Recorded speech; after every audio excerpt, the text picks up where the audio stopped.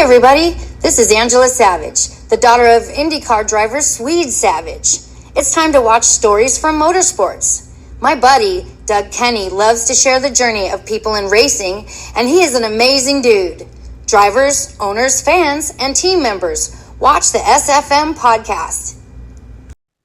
Hey everybody, this is Doug Kenny from Stories from Motorsports. I'd like to thank my buddy Josh Mabe for the YouTube work he did years ago that inspired me to create this platform. I'd like to thank my buddy Victor Sifton for convincing me to get back into it after my hiatus from 2017 to 2019. I have a very special treat for you all today with an amazing journey from an amazing racing figure. Drivers, start your engines.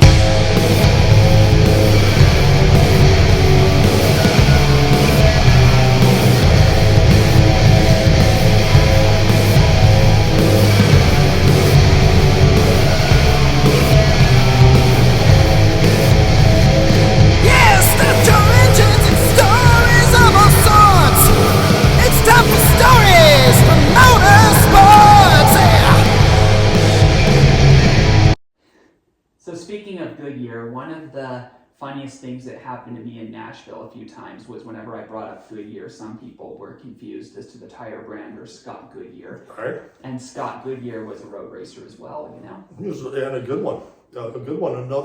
Another graduate of the Atlantic Series. Scott was a good Atlantic racer, clearly a good IndyCar racer, and did some sports car stuff as well, and a good broadcaster. You know, Scott had a really interesting career because I knew him, but I always, I might be completely out to lunch, but it would be interesting for a guy like you to interview him, because I always sensed that he was a little unfulfilled, and maybe that has to do with losing a close one at Indy. That might do it to you.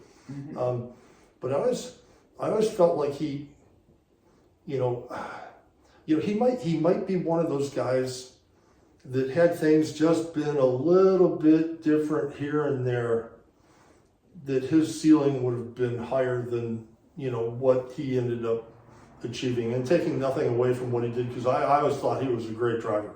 And that's the one thing that's interesting is we're not always in control of our results and our destiny. A lot of time, not that anyone else other than fate might be, but things don't always work out. But I always felt like he probably was probably a better talent than what the results showed. Yeah, I wouldn't call him underrated, but I would say that I think that he had a higher ceiling than what he achieved through no fault of his own. That's just life, circumstance. Yeah, for sure. I do remember he was very great at broadcasting, just as good as he was behind the car. And there's been a handful of drivers, that probably that deserved more than what they ended up getting. Well, the first guy on my list of that is Price Cobb. Price Cobb was in the 1970s a great Atlantic driver, and in the 80s a great Atlantic driver, and ultimately got to drive some really cool cars. He had some success in the IMSA days in the 80s with Dyson Racing, and he hooked onto a couple other pretty legit drives as well, and finally sort of got to the pinnacle of the sport, albeit